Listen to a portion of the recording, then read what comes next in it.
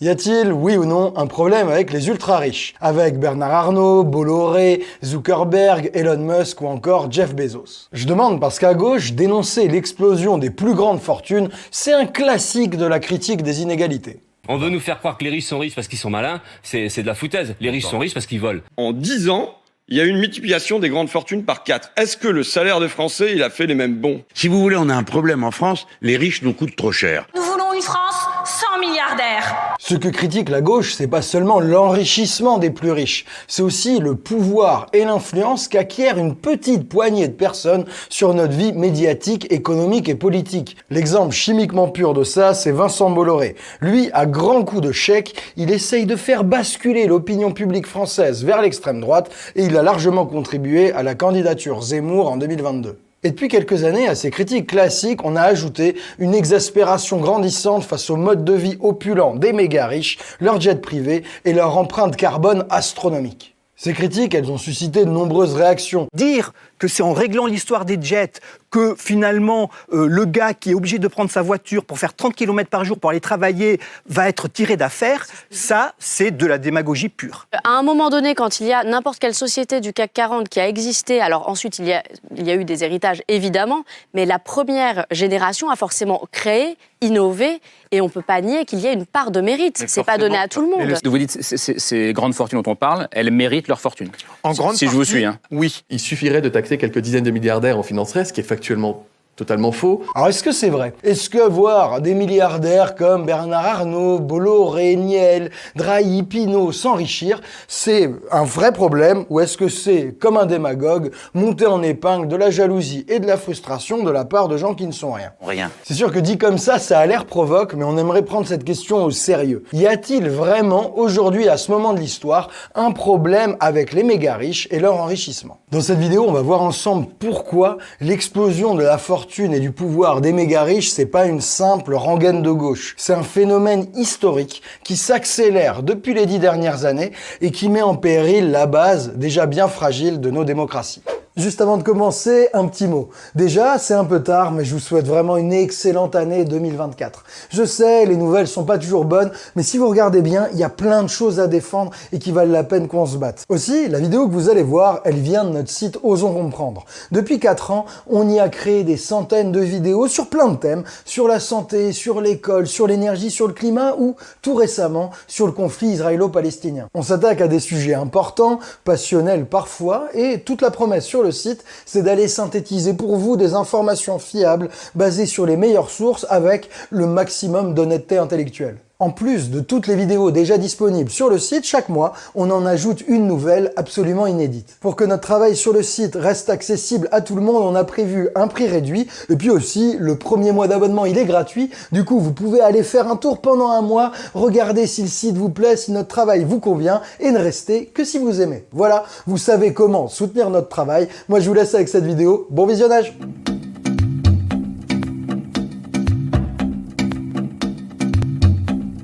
Commençons par les bases. Quand on pense à la richesse, on pense souvent au salaire, à ce qu'on gagne tous les mois.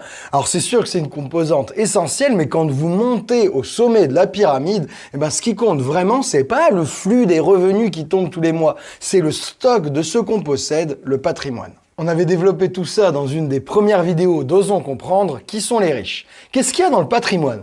Le patrimoine, ça compte tout ce qu'on possède. Ça peut être l'épargne sur un compte courant ou sur un livret A, c'est l'immobilier, c'est les actions, et c'est aussi les biens professionnels, de l'entreprise d'un patron de PME au cabinet du radiologue, en passant, quand on est Bernard Arnault, par toutes les parts qu'il possède de LVMH. Le patrimoine compte aussi des biens particuliers, ça peut être des œuvres d'art, des bijoux, des montres de luxe ou encore des grands crus de vin de Bourgogne. Bon, ça c'est pour les plus chanceux, j'avoue que je commence à être jaloux.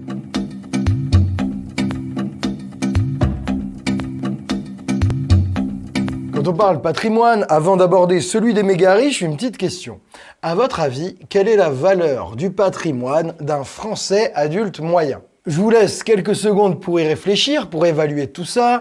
Voilà, j'espère que vous avez un chiffre. La réponse, c'est autour de 250 000 €. Je sais pas, vous pensiez que c'était plus, que c'était moins, vous nous direz tout ça, mais ce qu'il faut savoir, c'est que ce chiffre moyen, il veut pas dire grand-chose, parce qu'il cache d'énormes inégalités. La moitié des Français les plus pauvres, on parle là de plus de 26 millions de Français, disposent en moyenne de 25 600 € de patrimoine. Ça fait 10 fois moins que le patrimoine moyen. Les 40% de gens qui sont entre le milieu et les 10% les plus riches, la classe moyenne si vous voulez, eux ils ont un patrimoine grosso modo compris entre 100 et 500 000 €. Attention, là c'est le patrimoine par personne. Donc un couple de 2 adultes qui sont dans cette classe moyenne, ils peuvent avoir un patrimoine entre 200 et 1 million d'euros. On voit que dans cette classe moyenne, il commence déjà à y avoir des Français bien lotis. Mais si on dépasse les 500 000 € de patrimoine par personne, là on entre dans le top 10% des Françaises et des Français, et là ça devient sympa. Pour faire partie du club des 1% les plus riches, là, il faut avoir un patrimoine de plus de 2 millions d'euros. Ça veut dire que ce top 1%, c'est 530 000 Françaises et Français qui ont plus de 2 millions d'euros de patrimoine. Je sais pas vous, mais nous on n'imaginait pas qu'il y avait autant de gens qui disposent d'une telle richesse. Mine de rien, ça commence à faire du monde qui dispose d'un bon gros patrimoine. Mais le 1%, attendez, c'est que le début. Et les 53 000 Français qui sont dans le top 0,1%, eux, ils possèdent plus de 9 millions d'euros de patrimoine par personne. Je sais pas vous, mais nous, avant de commencer nos recherches sur les inégalités, on n'imaginait pas du tout qu'il y avait 53 000 personnes en France qui avaient plus de 9 millions d'euros de patrimoine chacune. Pour nous, c'est énorme, hein, ça fait quasiment 2 par commune. Bon, c'est vrai qu'il y a quelques communes où il y en a plus que d'autres, hein. Si vous voulez monter d'encore une marche dans la pyramide et entrer dans le top 0,01% des Français, ça veut dire les 5300 Français les plus riches, là, il faut posséder plus de 33 millions d'euros de patrimoine. Franchement, ça en fait des baraques, de l'immobilier, des actions et des entreprises. Ça, c'est vraiment des méga riches. Mais attendez, si vous voulez monter sur la dernière marche et entrer dans le gratin, le club des 0,001%, les 530 Françaises et Français les plus riches, là, pour entrer dans ces happy few, il faut posséder plus de 618 millions d'euros. 618 millions d'euros, c'est juste pour entrer dans le club, hein, parce qu'en moyenne, ces 530 Françaises et Français méga riches, ils possèdent 1,1 milliard d'euros de patrimoine. Ça fait que dans la suite de la vidéo, on va appeler ces 530 Français des milliardaires, même si on est conscient que parmi tout cela, il y en a probablement qu'une petite partie qui sont vraiment milliardaires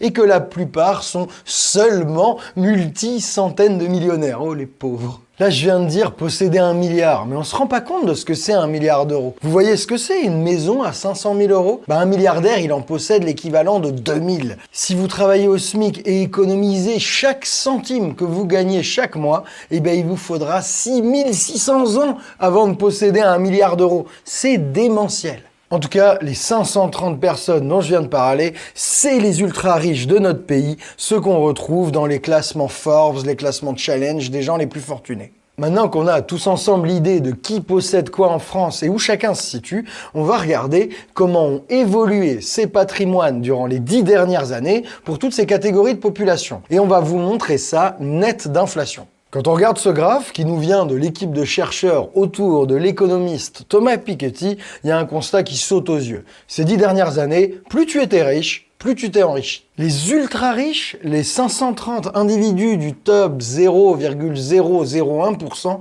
leur patrimoine, il a triplé en 10 ans. Triplé! C'est absolument dingue. Et pendant ce temps-là, le patrimoine de la moitié la plus pauvre de la population, il a augmenté d'un timide plus 12%. Et celui de la classe moyenne, juste au-dessus, d'un modeste plus 16%. Quand on regarde ce graphe, on peut penser que les autres riches, le top 0,01%, le top 0,1%, le top 1% même, ils ne sont pas en reste, ils se sont tous bien plus enrichis que le commun des mortels là en bas. Mais attention, avec cette présentation, il y a un gros risque d'erreur statistique. Dans le top 10%, dans le top 1%, le top 0,1%, n'importe quel top, vous avez le top 0,001% des gens qui sont comptés. Mais comme ce groupe, il fait x3 avec un immense giga patrimoine de plus d'1,1 milliard d'euros, eh ben ils peuvent complètement fausser la perception des chiffres des groupes du dessous. Pour contourner ce risque de biais statistique, il faut regarder l'évolution de la fortune du top 0,01 sans compter l'évolution du patrimoine du top 530 personnes hyper giga riches. Ce groupe du top 0,01 sans les 530, on va les appeler les méga riches. Pareil, il faut regarder l'évolution du top 0,1% en excluant l'évolution du top 0,01%. On va appeler cette catégorie-là les très riches. Avec ce même raisonnement, on peut découper le haut de la pyramide des 10% de Français les plus riches en 4,8 millions de Français aisés, 480 000 Français riches, 48 000 Français très riches et 4 800 Français méga riches. L'idée, c'est qu'à chaque fois, faut pas compter la catégorie des riches du dessus. Et quand on regarde comment a évolué le patrimoine des riches découpé comme ça, vous allez voir, on a une petite surprise.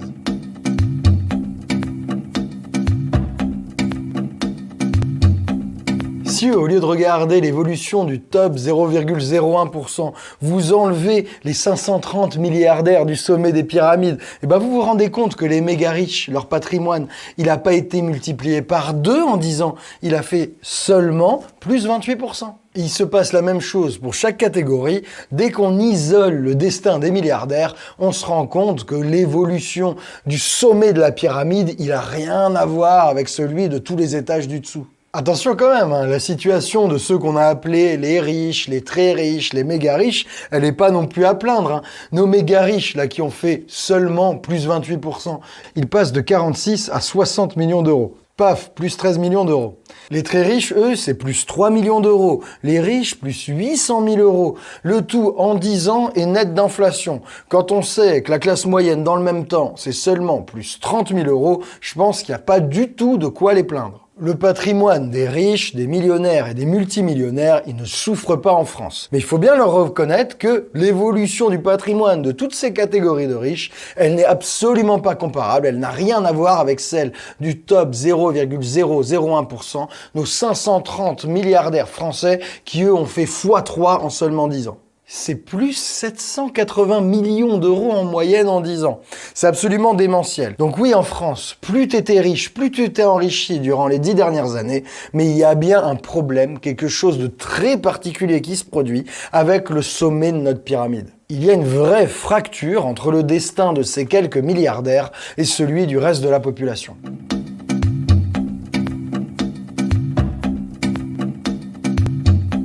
La fortune de nos 530 méga riches, elle a tellement explosé qu'en 2021, ils possèdent à eux seuls 4,5% de toute la richesse du pays. 4,5%, c'est quasiment autant que ce que possèdent les 50% des Français les moins riches. Eux, ils ont 4,9% du patrimoine total. Pour bien comprendre l'ampleur de cette concentration des richesses, on va faire une petite expérience de pensée. Imaginons qu'on puisse récupérer la fortune de ces 530 méga giga riches et qu'on puisse la redistribuer avec une baguette magique fiscale aux plus de 26 millions de Françaises et de Français les plus pauvres. Ce qu'on ferait, c'est qu'on pourrait doubler le patrimoine de ces 26 millions de Français.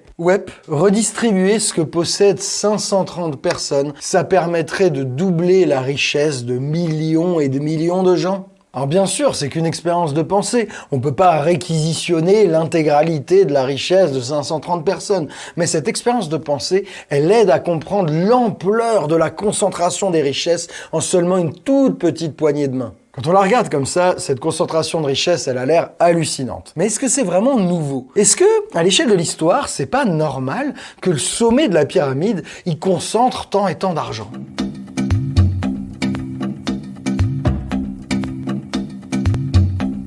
Grâce aux recherches du laboratoire sur les inégalités mondiales, l'équipe de chercheurs autour de l'économiste Thomas Piketty, on peut vous présenter un graphe. Un graphe qui répond à notre question et qui vous montre en une seule image l'évolution des inégalités de richesse dans notre pays depuis 200 ans. Ouais, rien que ça. On voit d'abord que, de l'an 1800 à la Première Guerre mondiale en 1914, la France est une terre d'immenses inégalités de patrimoine. Les 50% les plus pauvres du pays ne possèdent absolument rien, pendant que les 10% les plus riches détiennent plus de 80% de la richesse des Français. Les 40% du milieu, eux, ils se disputent les miettes. La société de la France du 19e siècle est extrêmement divisée. Elle connaît un niveau d'inégalité de patrimoine comparable à celui d'aujourd'hui en Afrique du Sud, au Chili, en Namibie ou en Centrafrique, les pays les plus inégalitaires du monde. À partir de la Première Guerre mondiale, la France, elle entame une réduction des inégalités. La classe moyenne augmente lentement sa part du patrimoine au détriment de celle des 10% les plus riches. Cette montée du patrimoine détenu par la classe moyenne, elle s'accélère nettement durant les 30 Glorieuses. Avec l'État-providence et la croissance économique qui caractérise cette période, même la moitié la plus pauvre du pays commence à posséder son patrimoine à elle, jusqu'à 7 à 8% du patrimoine total dans les années 70-80. Des années 80 jusqu'environ l'année 95, c'est le statu quo. Mais là, à la fin des années 90, le patrimoine des plus riches augmente nettement au détriment de la part détenue par la classe moyenne. Enfin, à partir des années 2000, on entre dans une nouvelle phase, une phase dans laquelle nous sommes toujours aujourd'hui. Toutes les catégories de population voient leur part de la richesse diminuer, toutes sauf une, nos 530 ultra riches, nos milliardaires qui représentent une part chaque année plus importante du patrimoine total. C'est simple, en plus de 200 ans, le top 0,001% des plus riches n'a jamais possédé une part aussi importante du patrimoine des Français. Ce qui se passe depuis 10 ans, c'est historique. Dans les années 1920-30, la gauche de l'époque s'indignait du pouvoir des 200 familles les plus riches qui étaient supposées contrôler la politique, l'économie et jusqu'au choix de la Banque de France. Cette dénonciation du pouvoir des 200 familles a même été l'un des thèmes qui a contribué à amener la coalition du Front populaire au pouvoir en 1936. Vous savez maintenant d'où Ruffin a tiré l'idée de parler des 500 familles qui se gavent avec son classement Challenge. On a eu, pour la première fois, le patrimoine des 500 fortunes françaises dépasse les 1000 milliards d'euros. Mais dites-vous que là, à cette période, il y a plus d'un siècle, quand c'était très inégalitaire, les méga riches de l'époque, le top 0,001%, ils détenaient une part moins grande du gâteau que nos milliardaires aujourd'hui. Quand on prend le recul de l'histoire longue, alors pas de doute, il se passe bien quelque chose d'extraordinaire avec la fortune des ultra-riches dans notre pays. Depuis l'an 2000, ils s'accaparent le gros de la croissance du patrimoine des Français. Et aujourd'hui, leur enrichissement est tel que ces 530 ultra-riches sont un peu des Français à part. On peut avoir l'impression qu'ils font sécession, qu'ils se séparent du reste de la société. Arrivé ici, on comprend que pointer du doigt l'explosion du patrimoine des ultra-riches, c'est pas juste symbolique, démagogue, crypto-communiste ou pire, un commentaire de jaloux. Cette explosion de l'extrême richesse est un phénomène réel, indéniable, massif et aussi unique dans l'histoire de France. Jamais dans l'histoire récente de notre pays, une poignée d'individus a concentré autant de richesses et aussi rapidement. Les milliardaires de 2020-2021 sont peut-être le groupe social le plus riche, le plus obscénément opulent depuis au moins Napoléon. Ça, c'est la situation en France. Mais est-ce que c'est un cas unique ou est-ce que ça s'observe aussi ailleurs ?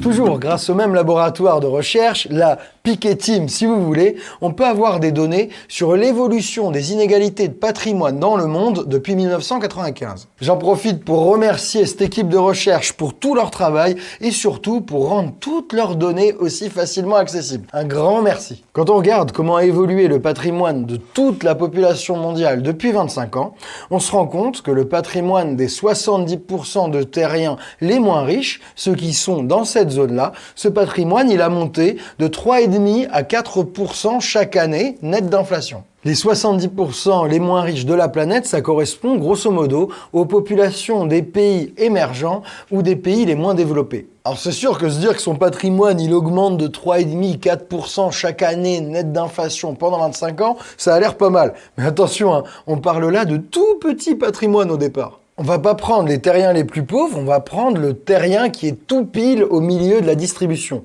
Et ben lui, il est passé d'un patrimoine de 5 300 € en 1995 à 14 300 € aujourd'hui. Alors ok, c'est pas rien de multiplier son patrimoine par quasiment 3 en 25 ans, mais vu les sommes dont on parle, c'est pas un enrichissement fulgurant. Quand on regarde les terriens les plus aisés, en gros les classes moyennes et aisées des pays riches, eh ben on remarque que le patrimoine il augmente de moins en moins vite jusqu'à ce qu'on arrive au top 1%. Si on prend ceux qui sont tout pile au top 1%, eh ben leur patrimoine, ces 25 dernières années, il n'a augmenté en moyenne que de 2,6% par an. C'est la moins bonne croissance mondiale sur la période. Mais attention, comme d'habitude, cette augmentation moins rapide, comme elle s'applique à des patrimoines qui sont plus importants, eh ben ça aboutit à des plus grands enrichissements. Ils sont passés de 483 000 euros de patrimoine en 95 à 959 000 euros aujourd'hui. Ok, c'est la croissance la moins rapide du monde, mais je pense que personne ne se plaindra d'un enrichissement de 500 000 euros net d'inflation en 25 ans. On comprend donc que, malgré une croissance inférieure du patrimoine, les classes moyennes et les classes aisées des pays riches, ils se sont, en valeur absolue, bien plus enrichis que les populations des pays émergents ou des pays les moins développés. Maintenant, quand on regarde les très très riches, les ultra riches du monde, on retrouve exactement le même phénomène qu'on vient d'observer en France. Ils se sont enrichis bien plus vite que toutes les autres catégories de terriens. Nos fameux top 0,001%, mais cette fois planétaires, ils ont vu leur patrimoine croître de 6% par an pendant 25 ans. Le top 500 mondial, eux, c'est plus 7%. Et quand on va dans le top 50, les 50 plus riches du monde, là, c'est du délire. Leur patrimoine, il a augmenté de 9% chaque année pendant 25 ans. Traduit en termes plus simples, la fortune du top 0,001% du monde, elle a été multipliée par 4,4, celle du top 500 par 7,6 et celle du top 50, les 50 humains les plus riches de la planète, ça c'est une multiplication par 10,1. Cette multiplication par 10, c'est un truc de fou, hein. C'est passé de 7,6 à 77 milliards d'euros.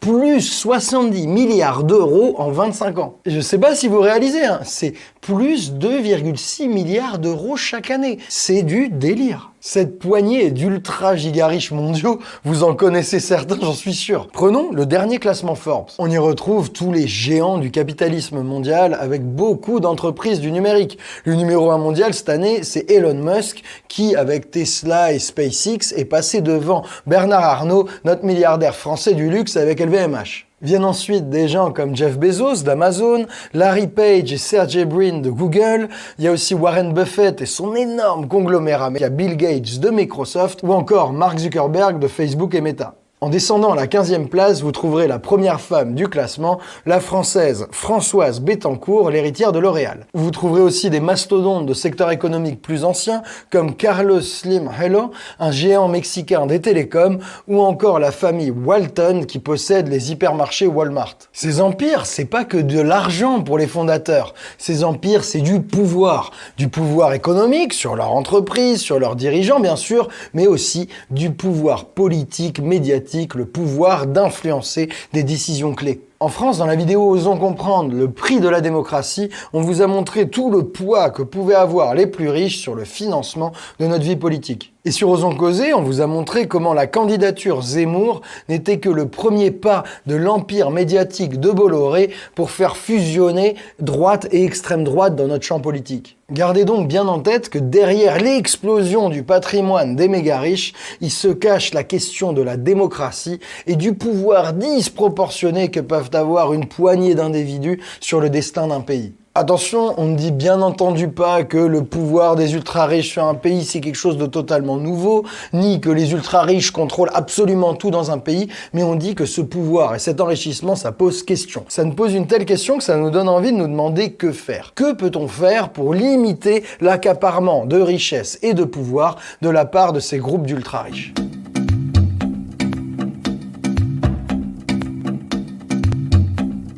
Face à la montée en puissance des ultra-riches, il y a plein de choses à faire, mais une des choses les plus évidentes, c'est de limiter l'explosion des richesses au sommet de la pyramide en créant une taxe qui vise précisément à redistribuer une partie de cette richesse. Taxer les gros patrimoines, c'est une idée qui a été mise en avant par beaucoup de forces de gauche dans le monde. On pense aux candidatures d'Elizabeth Warren et de Bernie Sanders aux primaires démocrates, on pense aussi à la candidature Mélenchon aux diverses présidentielles, et on pense aussi à la mesure toute récente que vient de voter l'Espagne, un impôt temporaire sur les grandes fortunes pour mettre à contribution les méga riches en cette période de forte inflation. Cet impôt sur les très hauts patrimoines, il faut faire bien attention quand on le construit. Il faut d'abord s'assurer de bien compter tout le patrimoine des méga riches, et c'est pas facile. Il faut ensuite être sûr qu'il ne puisse pas être contourné facilement par de l'évasion fiscale ou des astuces de fiscalistes. Depuis quelques années, de nombreux économistes spécialistes font tout pour bien définir les contours de cette éventuelle taxe sur les hauts patrimoines. Et, cocorico, parmi les économistes en pointe sur le sujet, on retrouve plusieurs Français, Thomas Piketty, Emmanuel Saez et Gabriel Zucman. Quand on regarde les papiers scientifiques qu'ils consacrent à ce sujet, dont le dernier date de 2022, on voit que Gabriel Zucman et Emmanuel Saez recommandent surtout d'inclure les biens professionnels dans l'assiette de cet impôt. Il faut absolument inclure dans cette taxe sur le patrimoine les actions des entreprises que quelqu'un dirige. Ça, c'est une leçon qu'il tire de l'exemple de l'ISF français. Comme les actions LVMH de Bernard Arnault ou les actions Bolloré de Bolloré n'étaient pas comptées dans le patrimoine taxable par l'ISF, et ben ça fait que ces multimilliardaires, au lieu de payer 1,5% de taxes sur le patrimoine chaque année, ils n'en payaient que 0,15%. Autrement dit, la taxe sur le patrimoine n'avait pas l'effet escompté. Ces leçons de l'ISF français, elles ont été intégrées dans les propositions récentes de taxes sur les hauts patrimoines. Prenons par exemple celle qu'avait faite Elizabeth Warren lors de sa candidature à la primaire démocrate face à Joe Biden en 2020. Chez elle, tous les contribuables qui ont plus de 50 millions de dollars de patrimoine doivent s'acquitter d'une taxe de 2% sur tout le patrimoine au-dessus de 50 millions. Et sur toute la partie de leur patrimoine qui dépasserait 1 milliard de dollars, là la taxe est de 3%. Là, si vous dites c'est bien beau, mais avec un tel projet, il y a beaucoup de milliardaires qui quitteraient le pays, dites-vous que le projet de Warren, il prévoit que si un contribuable renonce à la nationalité américaine à la suite de ce projet de loi, il va être redevable de 40% de taxes sur l'intégralité de son patrimoine. Ouais, parce que quand vous êtes américain et que vous voulez ne plus payer d'impôts aux États-Unis, il suffit pas de déménager. Tous les citoyens américains sont redevables des impôts américains, même lorsqu'ils vivent à l'étranger. Si vous voulez ne plus payer d'impôts aux États-Unis, il faut carrément renoncer à votre citoyenneté américaine. Ce qui est intéressant avec cette proposition de Warren de faire une taxe sur le renoncement à la citoyenneté, c'est que ça permet aux États-Unis de mettre en place cet impôt sur les hauts patrimoines sans craindre une fuite des milliardaires. Et aussi, grâce à une telle disposition, les États-Unis peuvent envisager de mettre en place cette taxe sans attendre que tous les autres pays se mettent d'accord. En Europe, le groupe Vert au Parlement européen a proposé sa version d'une taxe sur les hauts patrimoines. Si vous voulez les modalités précises, on vous met tout ça en source, mais ce qu'il faut retenir, c'est que si l'Europe et donc la France mettaient en place un tel impôt, la France pourrait lever 46 milliards d'euros chaque année. 46 milliards, c'est loin d'être ridicule, c'est plus de la moitié de ce que rapporte l'impôt sur le revenu, juste en taxant la richesse des méga riches. Là, et si vous vous inquiétez pour le patrimoine des plus riches, si vous pensez que ça ne va pas les inciter à poursuivre leur entreprise et leurs innovations, rappelez-vous que ces super riches, ils se sont enrichis de dizaines de millions d'euros ces dernières années. Et pour les 530 quasi-milliardaires, là on parle d'un enrichissement en centaines de millions d'euros. Bernard Arnault, même si on lui prélève 1%, 2%, 3% de ce qu'il possède de LVMH chaque année, il sera toujours à la tête de son empire et il sera toujours obscénément riche. Aussi, n'oubliez pas l'info qu'on donnait déjà dans notre vidéo Osons comprendre, les impôts sont-ils justes? Proportionnellement à ce qu'ils gagnent, les méga riches français paient moins d'impôts que le commun des mortels. Ça veut dire qu'en plus de s'enrichir comme jamais, ils sont moins taxés que l'ensemble de la population. C'est très important de comprendre ça parce que une des raisons qui explique l'enrichissement de ces méga riches, c'est qu'ils se débrouillent pour être moins taxés que les autres. Autrement dit, l'idée de mettre en place une taxe spéciale sur leur patrimoine, c'est pas punir les méga riches, s'acharner contre l'entreprise et le mérite, c'est simplement rétablir un peu de justice fiscale et les faire contribuer à l'effort commun à la hauteur de leur énorme richesse. Ok, c'est un bon début, mais est-ce qu'il faudrait pas aller plus loin que ça ? Tu parles toi-même de sécession des milliardaires et de l'influence disproportionnée qu'ils ont sur le processus politique. Et donc, et si l'influence de l'argent dans la démocratie était si dangereuse qu'il n'y aurait en fait pas d'autre solution que d'abolir les milliardaires? Eh ben, c'est la proposition faite par les partisans du limitarisme en éthique contemporaine, une théorie qui considère que dans une société juste, personne ne devrait dépasser un certain plafond de richesse. Donc quel est l'argument de ces limitaristes? Qu'est-ce que c'est qu'être trop riche? Et pourquoi est-ce qu'il ne suffit pas juste d'encadrer les pires risques de dérive? Ben on discute de tout ça dans ma vidéo sur la chaîne Philoxime. Bref, un impôt sur le patrimoine des méga riches, c'est pas du tout exiger qu'ils payent plus d'impôts que les autres, c'est simplement exiger qu'ils payent leur part comme tous les autres. Tout ce que je demande, c'est que vous payez votre juste part. Bien sûr, là, on entre dans des enjeux politiques. On vous partage les conclusions que nous, on tire des données qu'on vient d'établir. C'est tout à fait possible qu'avec d'autres valeurs politiques, on tire d'autres conclusions. Mais ce qui est important, c'est que si jamais il y a un débat, que ce soit un débat sur des faits solides, des données établies, et pas simplement sur des préjugés idéologiques. En tout cas, maintenant qu'on a répondu à la question sur nos milliardaires, il est temps de conclure.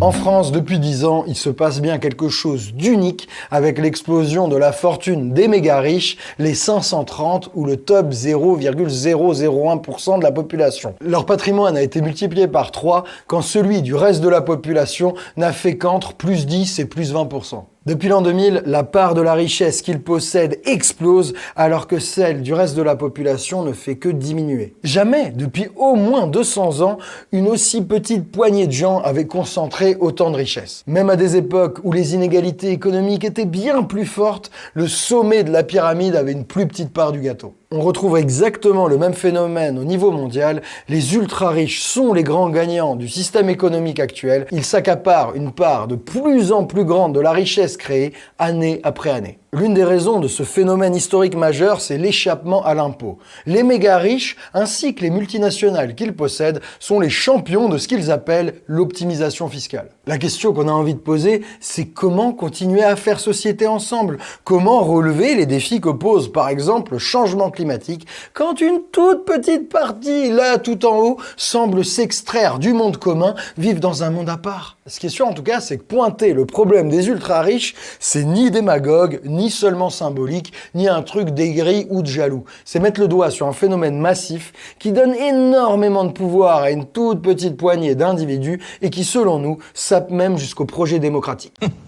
Et aussi, vous avez pu apercevoir Maxime dans cette vidéo. Si vous connaissez pas son travail, foncez voir sa chaîne Philoxime où il parle de philosophie, d'éthique et d'écologie. Parmi ses dernières vidéos, vous en avez une sur la COP28 et les pétroliers, une sur l'éthique de la voiture électrique ou encore une autre sur la taxe carbone. Bref, que des sujets chauds importants et tout ça traité de manière méga pertinente et honnête. Franchement, nous on recommande. Si vous avez aimé cette vidéo et que vous voulez profiter de l'année 2024 pour nourrir votre curiosité intellectuelle, franchement, allez regarder l'énorme travail qu'on fait depuis 4 ans sur notre site Osons Comprendre. Vous y retrouverez plein de vidéos qui traitent de sujets importants en profondeur, des vidéos qui vous apprendront des choses vraiment utiles. Au passage, j'aimerais adresser un grand merci à celles et ceux qui sont déjà abonnés à notre site Osons Comprendre. C'est grâce à vous qu'on peut continuer notre travail, continuer à être aussi libre, aussi indépendant, année après année. C'est grâce à vous qu'on peut faire ce travail d'éducation populaire en vidéo, un travail de recherche dont en fait on est les premiers à bénéficier. Donc un grand merci à vous, franchement c'est de la bombe. Et un grand merci à vous aussi qui regardez nos vidéos Osons Causer,